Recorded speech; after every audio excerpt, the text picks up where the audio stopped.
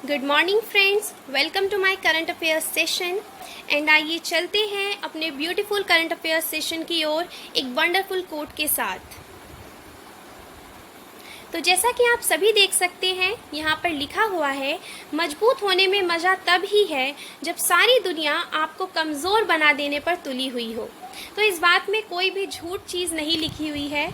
इसमें बहुत ही अच्छी बात लिखी हुई है कि जब पूरी दुनिया आपको कमज़ोर बना देने में तुली हुई हो, जब हर कोई चाहता हो कि आप इतने कमज़ोर बन जाएं कि आप उठ ही ना पाएं, तभी सबसे ज़्यादा मज़ा आता है खुद को एक पुश देने में एंड उसके बाद अपने सपनों की ओर इस कदर लग जाने में कि अब आपको सफलता मिलकर ही रहेगी और आपको अब सफल होने से कोई भी नहीं रोक सकता। तो चलिए दोस्तों, शुरुआत करते हैं आज के करंट अफेयर्स की। So the first news is about the massive distribution of ex gratia will strain finances, says center. So basically दोस्तों, ये न्यूज़ इस चीज़ के बारे में है कि हमारी जो सेंट्रल गवर्नमेंट है वो कह रही है कि अगर इतना ज़्यादा कॉम्पेंसेशन हम कोविड-19 विक्टिम्स को दे देंगे जिनकी फैमिलीज़ में कोविड-19 की वजह से काफ़ी ज़्यादा नुकसान हुआ है, तो फिर उसके बाद सेंटर को जो है जैसे कि अभी हमें मेडिसिन्स के लिए, वैक्सीन्स के लिए बहुत सारे फंड्स की, बहुत सारी फाइनेंसेस की ज़रूरत है। सो मे भी हो सकता है कि उसमें कहीं पर कमी आ जाए। सो इसलिए central government is saying that the massive distribution of compensation across the country at this particular point would dry up precious financial resources of the centre and the states. तो सेंट्रल गवर्नमेंट का कहना है कि अगर बहुत ही ज़्यादा भारी मात्रा में डिस्ट्रीब्यूट की जाएगी compensation to those persons who are the victims of कोविड-19 इस समय पर, तो इसकी वजह से क्या हो सकता है कि सेंट्रल गवर्नमेंट और स्टेट गवर्नमेंट दोनों के ही जो प्रीशियस फाइनेंशियल रिसोर्सेज हैं वो एग्जॉस्ट हो जाएंगे। If the entire state disaster response funds get consumed on ex gratia compensation for COVID-19 victims, the states may not have sufficient funds for organizing COVID-19 response. अगर पूरे के पूरे ये जो फंड्स हैं इनको कंज्यूम कर दिया जाएगा उन लोगों को कॉम्पेंसेशन देने में जो कि कोविड-19 की वजह से बहुत ज़्यादा सफ़र कर रहे हैं या जिनकी फैमिली में बहुत ज़्यादा प्रॉब्लम्स क्रिएट हो गई हैं, तो फिर स्टेट्स के पास सफिशिएंट फंड्स नहीं रह जाएंगे कोविड-19 रिस्पॉन्स को अच्छे से ऑर्गेनाइज करने में, उसको अच्छे से टैकल करने में, for provision of various essential medical and other supplies और to take care of other disasters like cyclones, floods etcetera. And देखिए, जैसे कि कोविड-19 ये तो एक पैंडमिक है, और भी बहुत सी चीज़ें हैं, डिज़ास्टर्स आ जाते हैं, जैसे कि साइक्लोन्स आ जाते हैं। अभी जैसे कि यास साइक्लोन आया था। सो इन्हीं सारी डिज़ास्टर्स को टैकल करने के लिए भी फंड्स की ज़रूरत होती है। तो अगर इस समय पर हमारी सेंट्रल गवर्नमेंट कॉम्पेंसेशन देगी at such a large scale to the victims of the कोविड-19 फैमिलीज़, बहुत ही ज़्यादा जो प्रीशियस फंड्स हैं हमारी सेंट्रल और स्टेट गवर्नमेंट्स के, those will get exhausted. The next news is about that Taliban says that it is committed to Afghan peace talks and it wants an Islamic system. So the Taliban said on Sunday that they were committed to peace talks, adding that they wanted a genuine Islamic system in Afghanistan that would make provisions for women's rights in line with cultural traditions and religious rules. तो यहाँ पर यही कहा जा रहा है कि Sunday में तालिबान की ओर से एक स्टेटमेंट आया है कि वो बहुत ज़्यादा कमिटेड हैं पीस टॉक्स को लेकर एंड वो एक जेन्युइन इस्लामिक सिस्टम को एस्टेब्लिश करना चाहते हैं अफगानिस्तान में। And they want to make provisions for women's rights, यानी कि महिलाओं के अधिकारों के लिए भी वो प्रोविजंस बनाना चाहते हैं जो कि कल्चरल ट्रेडिशंस और रिलीजियस रूल्स के साथ कोऑर्डिनेटेड हो। The statement came amid slow progress in the talks between the Islamic group and Afghan government representatives in Qatar, and as violence rises dramatically around the country ahead of the withdrawal of foreign forces by September 11. Now, what the Taliban said that women and minorities would be protected and diplomats and NGO staff would be able to work securely.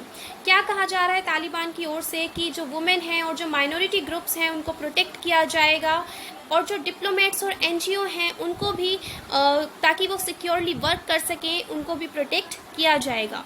We take it on ourselves as a commitment to accommodate all rights of citizens of our country, whether they are female or male, in the light of the rules of the glorious religion of Islam and the noble traditions of the Afghan society, he said, adding that facilities would be provided for women to work and to be educated. And ये बहुत ही अच्छा कदम होगा अगर ऐसा reality में भी हो जाता है कि यहाँ पर ये कह रहे हैं कि वुमेन को काम करने के लिए, वुमेन को एजुकेशन देने के लिए फैसिलिटीज़ प्रोवाइड करेंगे, तो ये बहुत ही अच्छा कदम होगा अगर ऐसा कुछ फ्यूचर में हमें देखने को मिलता है. Next is about the public deserves to know told High Court. Now अब हुआ क्या है, बेसिकली न्यूज़ को रीड करने से पहले ही मैं आपको बता देना चाहती हूँ कि पटना हाई कोर्ट ने बिहार गवर्नमेंट से पूछा है कि they have pulled up Bihar government for not maintaining its records of births and deaths during the कोविड-19 पैंडेमिक. यानी कि कोविड-19 महामारी के दौरान जो भी डेथ्स हुई हैं, जो भी बर्थ्स हुई हैं, उसका एक proper record Bihar government maintain नहीं कर पाई है. And it also said that it is the state's reluctance to publish the number of deaths was uncalled for and was not protected by any law. And जैसा कि हम सभी जानते हैं कि जो ट्रांसपेरेंसी है वो एक गुड गवर्नेंस का हॉलमार्क है. मींस जितनी ज़्यादा ट्रांसपेरेंसी होगी सिटीजन्स और गवर्नमेंट के बीच में, जितनी ज़्यादा ट्रांसपेरेंसी होगी जनता और सरकार के बीच में, उतनी ही अच्छी गुड गवर्नेंस होती है. एंड आज के एरा में जब डिजिटल इंडिया का माहौल है, जब सब कुछ डिजिटली हो रहा है, जैसा कि हम सभी जानते हैं जब से ये कोरोना वायरस महामारी आई है तब से हर चीज़ डिजिटल हो रही है. जैसे कि पहले ऑफिसेज में जाकर काम होता था and nowadays people are working from their homes and बच्चों के स्कूल्स घर में शिफ्ट हो गए हैं ना students are taking the online classes. तो इसमें मुझे नहीं लगता ना कि सिर्फ मुझे, बल्कि ये बहुत ही सिंपल सी चीज़ है कि डिजिटली डेटा को मेंटेन करना कोई इतना हार्ड रूल नहीं है, कोई इतना ज़्यादा मुश्किल काम नहीं है. बहुत ही अच्छे से मेंटेन किया जा सकता है डेटा को digitally. And let's look at what is being written here, that transparency is the hallmark of good governments, more so in today's era, especially when the government, both central and the state government, are committed to making a success the flagship Digital India program and National Data Sharing and Accessibility Policy of 2012. Next news is about the concerns on IT rules are highly misplaced. So let's look into it. What's the news is all about? The new IT rules of India were framed after extensive consultation with the stakeholders and are meant to protect the rights of online users. ये जो नए IT rules अभी India ने frame किए हैं, इनको काफ़ी ज़्यादा स्टेक होल्डर्स के साथ कंसल्टेशन करके काफ़ी ज़्यादा काइंड ऑफ डिफाइंड डिबेट के साथ जो है इन्हें फ्रेम किया गया है. एंड इनका मेनली जो इनका फंक्शन है, इन्हें इसलिए इनका जो कार्य है, इनका जो कर्तव्य है इन IT रूल्स का, वो यही है कि ऑनलाइन यूज़र्स को के जो राइट्स हैं उनको प्रोटेक्ट किया जा सके, किसी भी तरीके की जो एब्यूज़ है उससे ऑनलाइन यूज़र्स को बचाया जा सके. एंड ये स्टेटमेंट दी है इंडिया ने ह्यूमन राइट्स काउंसिल को in Geneva, and Geneva is in Switzerland. The statement came soon after experts at the United Nations said the rules are not in line with international human rights principles. And India ने ये statement तब दी जब United Nations से एक statement आती है कि ये जो नए IT रूल्स को फ्रेम किया गया है ये कोऑर्डिनेटेड नहीं है किसके साथ, इंटरनेशनल ह्यूमन राइट्स प्रिंसिपल्स के साथ. India maintains that the concerns of the experts are highly misplaced. The rules are designed to empower ordinary users of social media. The victims of abuse on social media platforms shall have a forum for redressal of their grievances.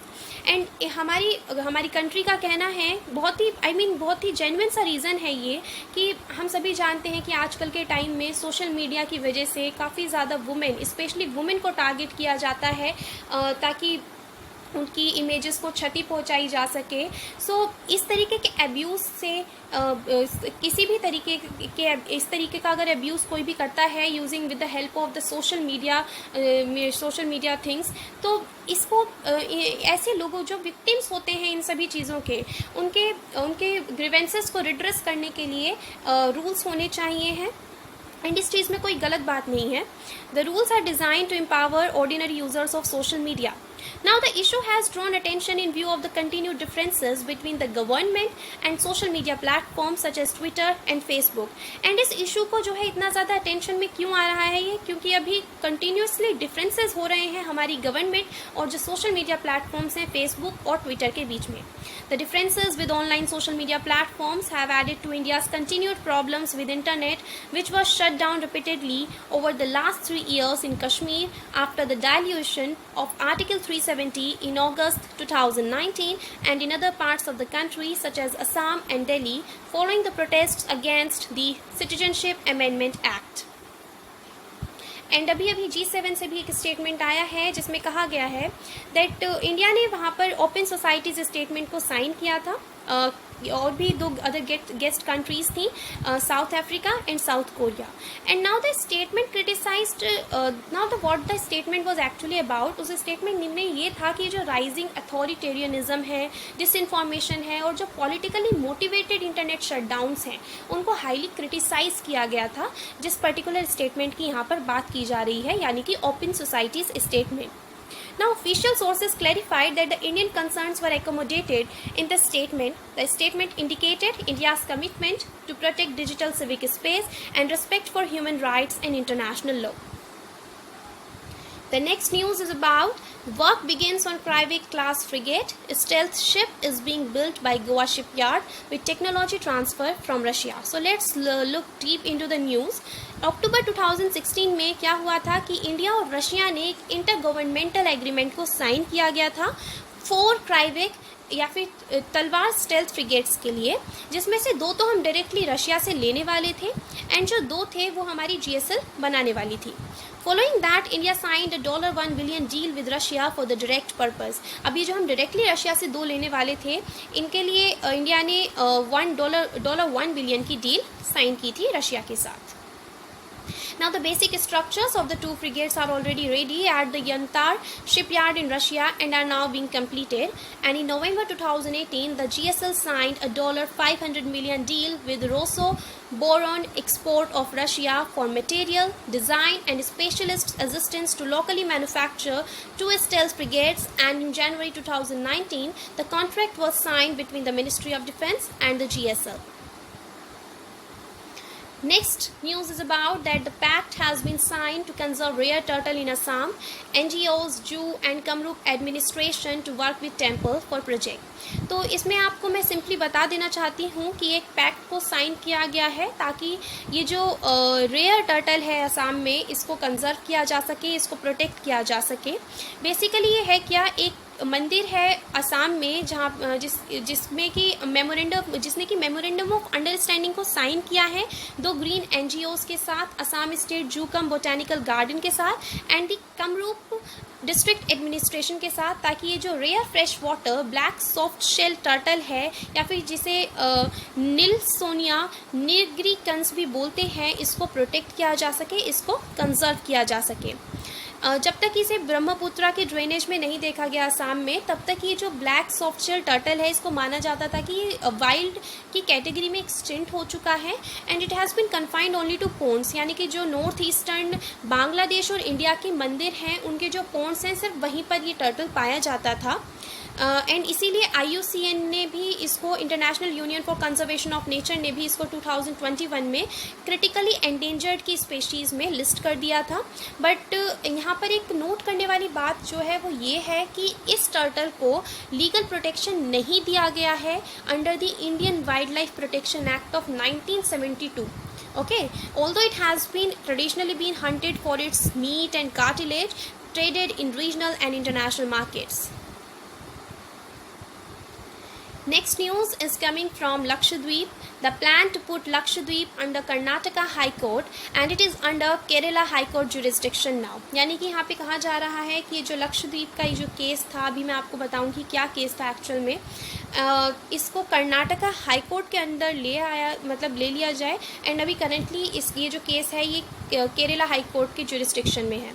The Lakshadweep administration, which has been facing widespread protests over its policies, has mooted a proposal to shift its legal jurisdiction from the Kerala High Court to the Karnataka High Court, officials said. The proposal was initiated by the administration after several litigations were moved before the Kerala High Court against the decisions taken by the island's new administrator Prafulla Khora Patel. These decisions included revising standard operating procedures for COVID appropriate behavior, introduction of the Gunda Act, and demolishing huntments of fishermen for widening of roads. Next news is that the hydrogen task force launched by India and the United States. So this news is very important from the exams point of view. I mean, all the news that we have read right now, all are important, but actually the question may come in exam like this, that hydrogen task force has been launched by which two countries. So the simple answer will be the India and the United States. So the United States and India have launched a hydrogen task force under their strategic clean energy partnership in order to boost India's energy security efforts. तो United states और India ने एक hydrogen task force को launch किया है, जो कि उनका मतलब एक स्ट्रेटेजिक क्लीन एनर्जी पार्टनरशिप है ताकि बूस्ट किया जा सके इंडिया की एनर्जी सिक्योरिटी एफर्ट्स को. The hydrogen task force will represent the governments and industry stakeholders, and it will also study innovative policy options, assess technology status, and make recommendations. The next news is about India received USD 64 billion foreign direct investment in 2020. तो सबसे पहले तो जो यहाँ पे कुछ बच्चे नए होंगे जिन्होंने अभी अभी तैयारी शुरू की है, उनको नहीं पता होगा कि फॉरेन डायरेक्ट इन्वेस्टमेंट क्या होती है. तो फॉरेन डायरेक्ट इन्वेस्टमेंट वो होती है, देखिए दो तरीके की इन्वेस्टमेंट्स होती हैं. एक होती है फॉरेन पोर्टफोलियो इन्वेस्टमेंट और एक होती है foreign direct investment. Foreign portfolio investment में क्या होता है कि जो आपकी कंट्री में निवेश कर रहा है, जो आपकी कंट्री में पैसा लगाएगा, वो उसे सिर्फ अपने प्रॉफिट से मतलब होता है. यानी कि अगर आज उसको आपकी कंट्री में प्रॉफिट हो रहा है तो वो पैसा लगाएगा. अगर उसको कल आने वाले कल में मान लीजिए कि अभी वो इंडिया में उसे प्रॉफिट नज़र आ रहा है तो वो अपना बिजनेस वहाँ पे करेगा. बट अगर मान लीजिए आने वाले टाइम में उन्हें लगता है कि नहीं, मुझे अगर मैं यही बिजनेस सिंगापुर में करूँगा तो शायद मुझे तब ज़्यादा बेनिफिट होगा, तो वो सारे का सारा अपना पूरा सेटअप यहाँ से उठाकर सिंगापुर ले जाएंगे. एंड फॉरेन डायरेक्ट इन्वेस्टमेंट क्या होती है? ये एक लॉन्ग टर्म इन्वेस्टमेंट होती है. ठीक है, मतलब अगर कोई आज आपकी कंट्री में इन्वेस्ट कर रहा है किसी पर्टिकुलर प्रोडक्ट को लेकर, कुछ भी मतलब हो सकता है, कोई पर्टिकुलर कंपनी है, बाहर की कंपनी है, किसी बाहर के देश की कंपनी है जो कि आज आपकी कंट्री में FDI कर रही है, तो ये एक लॉन्ग टर्म इफेक्ट होता है. अब चाहे उसको प्रॉफिट हो या लॉस हो, means it's a long term investment. या so according to the world investment report by the United Nations ने एक रिपोर्ट रिलीज़ की है, world investment report. Now banking exams में ये ऐसी चीज़ मैंने एनालाइज की है कि ऐसे क्वेश्चंस मोस्टली पूछ लिए जाते हैं कि ये पर्टिकुलर रिपोर्ट कौन सी ऑर्गेनाइजेशन रिलीज़ करती है. सो द क्वेश्चन में come in any of the banking exams that world investment report has been released by which organization? So the simple answer will be United Nations. India has received USD 64 billion FDI in the year 2020. तो इस report में बताया गया है कि India को total foreign direct investment कितना आया है 2020 में? 64 billion. This has made India the 5th largest recipient of inflows in the world. And इसकी वजह से इंडिया 5th नंबर पर आ गई है. पूरे वर्ल्ड में जितनी भी कंट्रीज़ हैं उसमें जो 5वें नंबर पर सबसे ज़्यादा FDI किसी को मिला है 2020 में, तो वो कौन है? हमारी India. The foreign direct investment inflow in India increased by 27% to USD 64 billion in 2020 from USD 51 billion in the year 2019. अब 2019 में कितना FDI आया था? 51 बिलियन का. वहीं से हमारा ये 27% बढ़ गया है, यानी कि 2020 में ये कितना हो गया है? 64 बिलियन.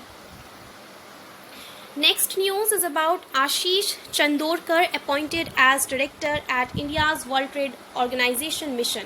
तो आशीष चंदोरकर को अपॉइंट किया गया है डायरेक्टर के रूप में at India's World Trade Organization mission. The Indian government has appointed Ashish Chandorkar as counsellor in India's permanent mission in World Trade Organization for 3 years. It will be the first time that a private person has been appointed to the mission. And ये बहुत ही पहली बार हुआ है कि एक private person को इस mission के लिए अपॉइंट किया गया है. Ashish Chandorkar is the co founder of the Bengaluru based think tank Samahi foundation of policy and research. And ये जो आशीष चंदोरकर हैं ये को फाउंडर हैं Bengaluru based think tank Samahi foundation of policy and research के। जैसा हमारा नीति आयोग एक थिंक टैंक है, बिल्कुल उसी तरीके से जो बेंगलुरु का थिंक टैंक है ये उसके क्या है, को फाउंडर हैं। Now it's time for the one-liners. So let's look what is there in the one-liners. So the first news is about the combined graduation passing out parade was held on 19th June 2021 at the Air Force Academy in Dundigal, Hyderabad. अब यहाँ पर ये defence exams के लिए जो बच्चे तैयारी करते हैं उनके एग्ज़ाम पॉइंट ऑफ व्यू से ये न्यूज़ बहुत इंपॉर्टेंट है, क्योंकि एफकेट, सीडीएस ऐसे एग्ज़ाम्स में पूछा जा सकता है कि ये जो combined graduation passing out parade है जो कि 19 जून 2021 को हुई थी, ये कहाँ पर हुई थी, किस जगह हुई थी। तो आप आंसर कर सकते हैं एयरफोर्स अकेडमी। कहाँ की एयरफोर्स अकेडमी? डंडीगल की, जो कि हैदराबाद में है। And air chief marshal Rakesh Kumar Singh Bhadauria reviewed the parade. Next one-liner is that Moya Sudan, a Jammu and Kashmir resident, has become the first woman fighter pilot in the Indian Air Force from Rajouri district. ये बहुत ही अच्छी news है and ये एक source है motivation का सभी girls के लिए, सभी लड़कियों के लिए जिन गर्ल्स को कहा जाता है कि ये कुछ नहीं कर सकती। हमें इस सोसाइटी को एक एग्जाम्पल सेट करना है that girls can do what ever they can dream of. हम कितना भी अच्छा कितना भी बड़ा ड्रीम हम सोच सकते हैं एंड हमारे लिए कुछ भी अचीव करना मुश्किल नहीं है। कोई भी चीज़ जितनी मुश्किल लड़कों के लिए है उतनी ही मुश्किल वो लड़कियों के लिए है एंड हर चीज़ बराबर है। जो चीज़ लड़के कर सकते हैं वही लड़कियां भी कर सकती हैं। तो इसका बहुत ही अच्छा एग्जाम्पल सेट किया है मोया सुदान ने, जो कि जम्मू और कश्मीर की रेसिडेंट है, रहने वाली हैं एंड ये पहली फर्स्ट वुमेन फाइटर पायलट बनी है इंडियन एयरफोर्स में। कहाँ से? रजौरी डिस्ट्रिक्ट से। सो ये बहुत ही प्यारी न्यूज़ है एंड सभी लड़कियों को इस यहाँ से सोर्स ऑफ मोटिवेशन लेना चाहिए है। बहुत ही ज़्यादा मोटिवेशनल न्यूज़ है एंड सभी गर्ल्स को देखिए आज की सोसाइटी में there is no difference between girls and boys and सभी को अपने सपनों की ओर लगे रहना चाहिए है, सभी को लग कर मेहनत करके, और जो भी आप अपनी लाइफ में अचीव करना चाहते हैं आप सब कुछ कर सकते हैं। आप हर चीज़ के कैपेबल हैं। ऐसी कोई चीज़ है ही नहीं दुनिया में जो कि आप अचीव नहीं कर सकते। सो अगर आपको कभी भी डर लगता है कि पता नहीं मैं ये पर्टिकुलर चीज़ को अचीव कर पाऊँगा या नहीं, या मैं कर पाऊँगी या नहीं, तो इस टाइप के जो भी आपके मन में ख्याल आते हैं उनको अपने दिमाग से निकाल दीजिए, क्योंकि कुछ भी ऐसा नहीं है जो कि इस दुनिया में पॉसिबल ना हो। आप सब कुछ कर सकते हैं, सब कुछ मुमकिन है। सो हम न्यूज़ पर चलते हैं। Now Moya Sudan has been commission into the Indian air force as flying officer. अब देखिए इनको जो है एक फ्लाइंग ऑफिसर की का दर्जा दिया गया है इंडियन एयरफोर्स में। ये पोस्ट होती है फ्लाइंग ऑफिसर की बहुत सी इंडियन एयरफोर्स में। जब हम इसे डीपली पढ़ेंगे कभी किसी और सेशन में तो मैं आपको बताऊंगी, या फिर मैं एक सेपरेट वीडियो में आज आपको बता दूंगी कि एयरफोर्स में और नेवी में और इंडियन आर्मी में ये जो फ्लाइंग ऑफिसर जैसे कि यहाँ पे लिखा हुआ है और भी ऐसी पोस्ट्स होती हैं, तो उन सभी को आज हम डिस्कस कर लेंगे एक सेपरेट वीडियो में। Now she has become the 12th women officer and the first from Rajouri to be inducted as a fighter pilot and she hails from Lamberi village in Rajouri. तो ये 12वें नंबर की तो वुमेन बनी है, ठीक है, वुमेन ऑफिसर बनी है, यानी कि इनसे पहले भी 11 वुमेन ऑफिसर्स बन चुकी हैं एंड ये रजौरी से ये जो रजौरी डिस्ट्रिक्ट है यहाँ से पहली वुमेन बनी है जिनको एक फाइटर पायलट के पोजीशन में इंडक्ट किया गया है and she is from the Lamberi village in Rajouri. Now let's move on to the important points of the day and ये जो important points हैं ये बहुत ही important है उन बच्चों के लिए जो कि specifically ऐसे एग्ज़ाम्स की तैयारी करते हैं जिसमें कि MCQs बेस्ड क्वेश्चंस आते हैं, जैसे कि हो जाते हैं हमारे banking exams, SSC exams and prelims point of view से भी ये बहुत ज़्यादा इम्पॉर्टेंट है। So let's move on to the important points. So the first important point is that ECI released General Elections 2019 India and Atlas। सो जो हमारा election commission of India है उसने रिलीज़ की है ये एक एटलेस है, general elections 2019 of India. So the chief election commissioner Sushil Chandra. अब देखिए यहाँ पे एक जीके का क्वेश्चन बन जाता है कि हमारे चीफ इलेक्शन कमिश्नर कौन है, तो हमारा आंसर होगा यहाँ पर Sushil Chandra. And along with election commissioners Rajiv Kumar and Anoop Chandra Pandey released the General Elections 2019 India, an atlas which consists of data and statistical figures of 17th general elections held in 2019. अब इस एटलस में क्या है, इसमें बताया गया है कि जो भी डेटा था या फिर स्टेटिस्टिकल फिगर्स हैं 17th जनरल इलेक्शंस जो कि 2019 में हुए थे, लोकसभा इलेक्शंस, सो उन्हीं के बारे में डेटा इस एटलस में गिवन है. And the Atlas was published by the election commission of India. और किसने पब्लिश किया है इस एटलस को, क्वेश्चन आ सकता है. So answer is election commission of India. And election commission of India के बारे में आर्टिकल 324 में दिया गया है इंडियन कॉन्स्टिट्यूशन में, जो कि आप लक्ष्मीकांत से पढ़ सकते हैं. Next news is that India Japan conduct bilateral naval exercise in Indian Ocean. India और जापान ने मिलकर एक bilateral नेवी की एक्सरसाइज परफॉर्म की है. कहाँ पर, इंडियन ओशियन में. The Indian Navy and Japanese Maritime Self-Defense Force (GMSDF) conducted a joint naval exercise at the Indian Ocean under the motive "Free and Open Indo-Pacific." सो एक तो ये क्या कहते हैं, नेवल एक्सरसाइज हो गई इंडिया और जापान के बीच में. क्वेश्चन आ सकता है कि अगर आपका भी जैसे कि एफकेट का एग्ज़ाम आने वाला है तो उसमें आ सकता है कि अभी रिसेंटली जो जापान और इंडिया के बीच में नेवल एक्सरसाइज हुई थी उसका मोटिव क्या था. तो आपका आंसर होगा free and open Indo Pacific, FOIP. और भी बहुत सी एक्सरसाइजेज हैं जो कि इंडिया और जापान के बीच में होती हैं. पहली होती है धर्मा गार्जन. ये एक मिलिट्री एक्सरसाइज है, यानी कि आर्मीज़ के बीच में होती है इंडिया और जापान की, मिलिट्रीज़ के बीच में होती है. मालाबार ये ट्राइलेटरल नेवल एक्सरसाइज है इंडिया, जापान और यूनाइटेड स्टेट्स के बीच में. ठीक है. And Japan India maritime bilateral exercise यानी कि JIMEX, it is also a naval exercise. And in September 2020 Indian Navy and GMSDF conducted 4th edition of biennial JIMEX 2020 in the North Arabian Sea.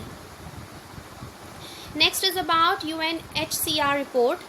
According to the Global Trends Forced Displacement in 2020 report released by the United Nations High Commissioner for Refugees (UNHCR), the number of people fleeing wars, violence, persecution and human rights violations increased to nearly 82.4 million people in 2020, an increase of 3 million people compared to 79.5 million recorded at the end of 2019. तो ये जो United Nations high commissioner for refugees है, इन्होंने ये report release की है. And इस report का नाम है global trends forced displacement in 2020 report.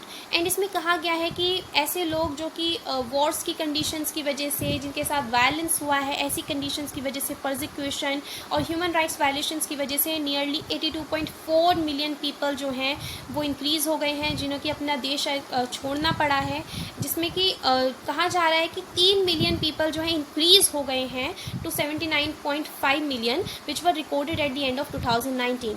Report में कहा गया है कि 1% से ज़्यादा ऑफ द वर्ल्ड्स पॉपुलेशन और 1 in 95 people are now forcibly displace.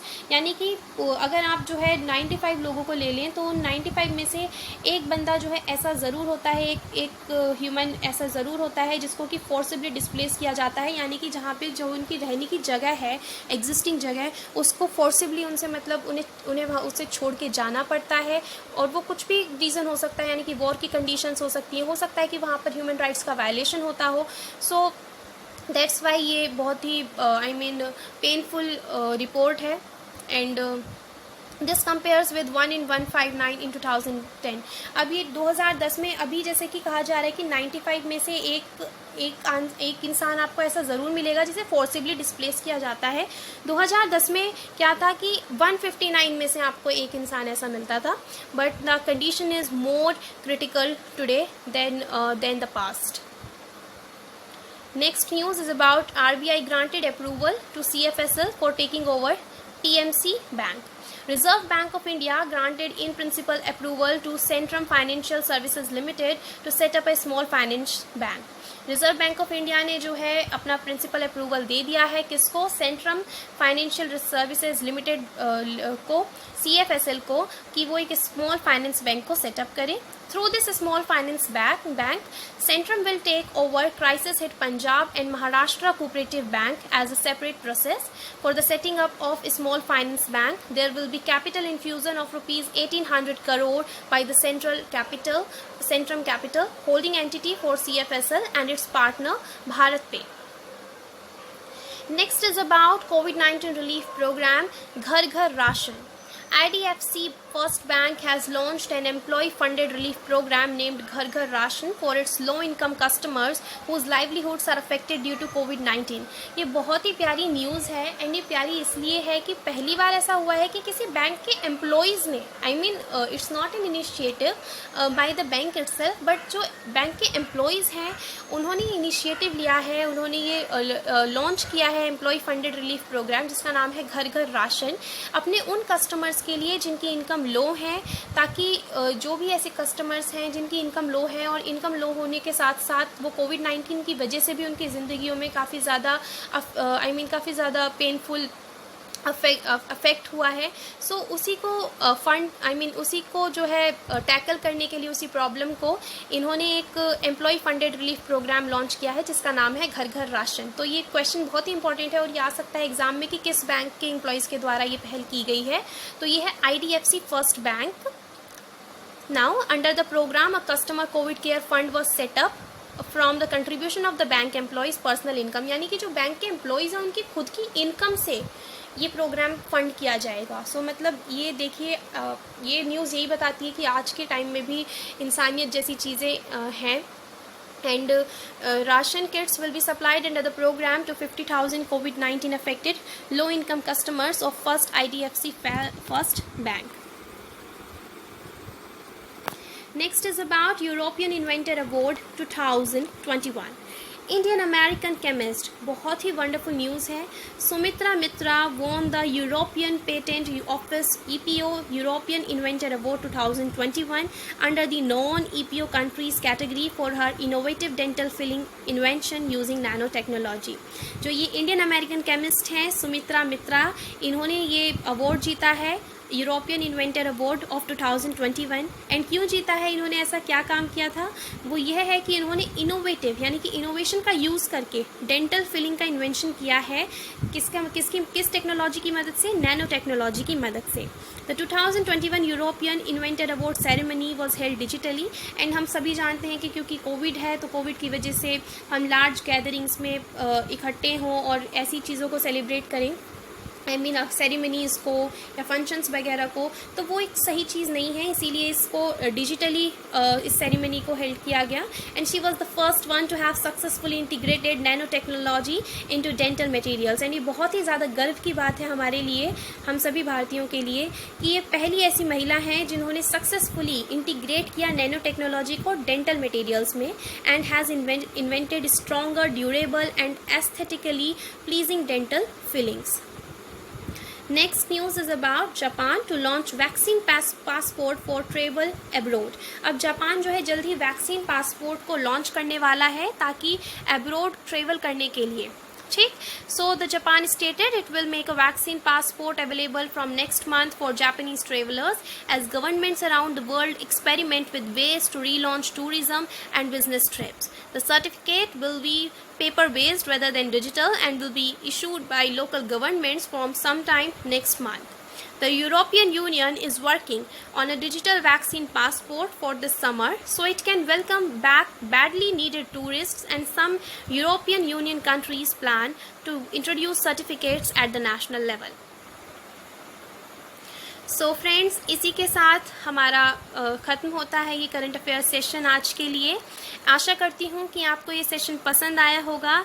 अगर आपको इसमें जो भी न्यूज़ मैं यहाँ पे आपको डिलीवर करती हूँ, अगर आपको ये रेलेवेंट लगती है तो प्लीज़, अगर आपको इससे फ़ायदा हो रहा है, प्लीज़ कमेंट सेक्शन में बताइए। अगर आपके पास कुछ सजेशंस हैं तो आप वो भी दे सकते हैं कमेंट्स में। आप बता सकते हैं कि इसमें मैं और क्या इन्हेंस करूँ, आप अपनी रिक्वायरमेंट्स बता सकते हैं कि आप और किस टाइप की वीडियोज़ एक्सपेक्ट करते हैं ऑन दीज करंट अफेयर्स, या कोई भी GS का टॉपिक हो yeah, like polity, economics, geography, and whatever you people feel relevant from the exams point of view, you can write it in the comment section, and surely I will make a video on that as well. And अगर आपको मेरा ये session पसंद आया हो तो इसे like करें, शेयर करें, सब्सक्राइब करें, और कमेंट्स लिखकर अपने व्यूज शेयर करना ना भूलें, क्योंकि आपके कमेंट्स ही हैं, आपके लाइक्स हैं जो कि मुझे मोटिवेट करते हैं। एंड मैं रोज़ आपके लिए ऐसी अच्छी अच्छी करंट अफेयर्स की वीडियोस लाती रहूँगी, एंड मैं डेली इस शो को और भी ज़्यादा इन्हेंस करूँगी ताकि आपके एग्ज़ाम्स में आपको और भी ज़्यादा फ़ायदा हो सके इन करंट अफेयर सेशन से। So thank you for listening me friends, and have a wonderful day ahead.